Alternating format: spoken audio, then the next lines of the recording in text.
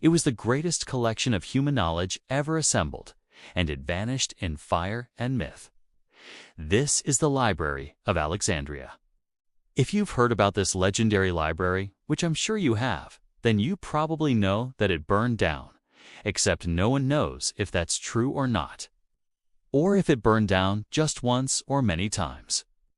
And so today, we are going to talk about what the library actually was, how it disappeared, and what we really lost. And we begin with two guys named Ptolemy I and Ptolemy II, who were pharaohs of Egypt in the 3rd century BC. Now, when they came into power, they found that while their new kingdom was rich in culture and trade, it was lacking in one key area: books.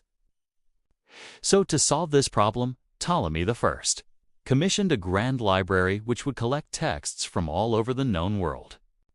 He might have been inspired by a similar project started by his general Demetrius of Phalerum, which collected books from all over the Mediterranean. But Ptolemy I wanted to build something even bigger.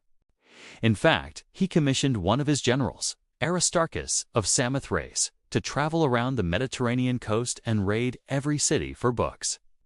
If anyone resisted, Aristarchus was given permission to burn their ships and sack their cities. The general was also given his own personal librarian, Callimachus, who would become the most famous librarian of them all.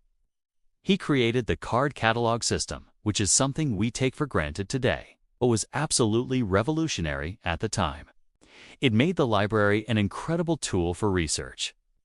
That is, if you could get past all the rival scholars trying to kill each other. You see, the library was located in Alexandria, a city built by Alexander the Great, which quickly became a center for trade and scholarship.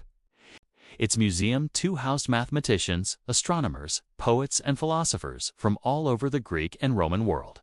They would come to the library to conduct research, read new books, and annoy each other. It was kind of like Twitter, only with more scrolls. And because of the library, Alexandria quickly became the cultural capital of the ancient world. Playwrights like Apollonius of Rhodes wrote poems praising its great collection, while historians like Strabo listed its wonders, claiming that its collection surpassed the number of all books in Rome.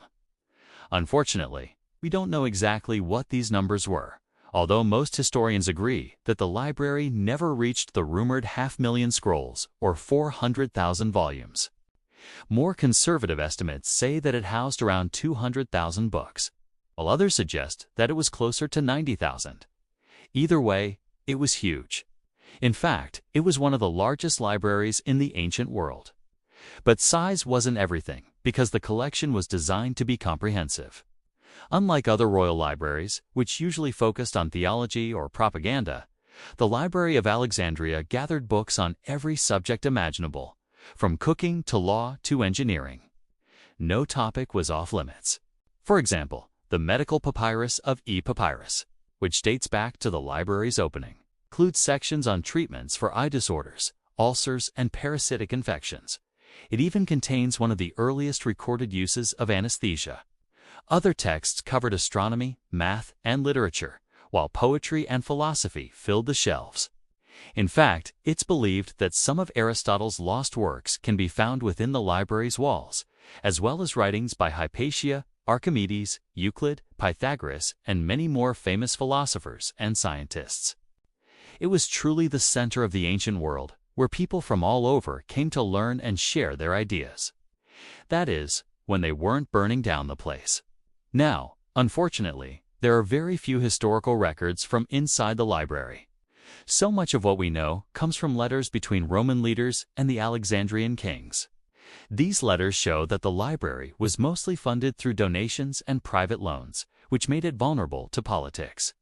For example, in 48 BC, Julius Caesar marched his troops into Alexandria and laid siege to the city. During the battle, it's believed that the Serapeum, one of the library's main storage areas, was set ablaze, although it might have been accidentally torched during the siege. Whatever happened, it's likely that many books were destroyed. But this isn't the event that most people are referring to when they talk about the burning of the library. Instead, they're talking about a letter written by the Roman philosopher Pliny the Younger to his friend, the historian Tacitus. In this letter, Pliny describes the contents of a library that he recently visited. And while he never explicitly says where it is, scholars believe that he traveled to Alexandria. And when he described the library's state of disarray, it must have been pretty bad. He writes, "I visited the famous library at Alexandria, which was said to contain 400,000 volumes. But I found it to be a ridiculous jumble, unfit for use. Threads and rags were used to bind the volumes together instead of the proper covers. Some had been wrapped in linen, others in leather, and all were crammed into a sort of portable bookcase." Now, luckily, we have another letter that suggests why this happened. In a letter to the Emperor Aurelian, the Alexandrian king, Theophilus ordered the confiscation of pagan books so that they could be burned or pulped. This would explain why Pliny thought that the library was a mess. Perhaps the books were being sorted through to determine which ones should be destroyed. But this theory has its own problems.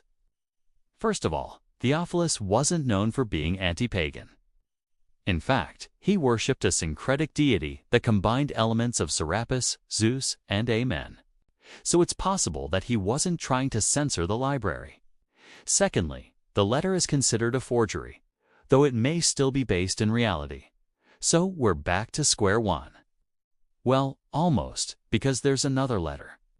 This one written by Emperor Aurelian to Theophilus, which chastises him for failing to pay back a loan.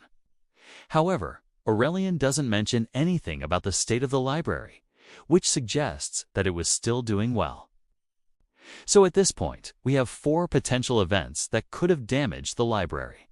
Julius Caesar's siege, Theophilus' orders, a slow decline due to neglect, or simply a misunderstanding caused by Pliny's visit. Whatever happened, it was likely a series of unfortunate events, not just one great fire. So what did humanity lose? Books on cooking and poetry, sure, but also lost ancient tech, science. What about censorship? You see, along with collecting books, the library was a place where ideas could be shared and discussed. This made it a dangerous place for traditionalists who worried that radical ideas would spread like wildfire. For example, the library was home to the disciples of Epicurus, a school of philosophy that challenged traditional Greek religion. Epicureanism grew so popular that it became associated with Alexandria, along with its other intellectual movements such as Neoplatonism and skepticism. So the library didn't just hold books, it held ideas. Ideas that were sometimes controversial and sometimes considered heretical. When the Roman Empire fell and Christianity became the dominant religion, many pagan books were destroyed. But this purge didn't start with Christians. Jews, Muslims, and pagans all tried to censor the library, banning certain books and destroying others. Even earlier, Callimachus, the chief librarian, banned certain books from the premises, including those that insulted the Egyptian gods. However, despite all the censorship, the library still managed to compile one of the largest and most comprehensive collections of books ever seen before or since. So what can we learn from it? Well, the moral of the story is that knowledge is power. When an idea takes root in a person's mind, it can change the world, and people with power hate that. But knowledge isn't just about power, it's also about truth. And the truth is that the burning of the library is mostly myth. Yes, some books were burned, but it wasn't a single event. It was a series of unfortunate events. So the next time someone tells you that the Library of Alexandria burned down, you can tell them a little bit more.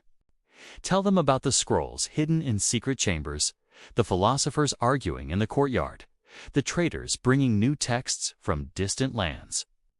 Tell them about the Library of Alexandria, because the library may be gone, but its mystery still teaches us one thing: knowledge is power.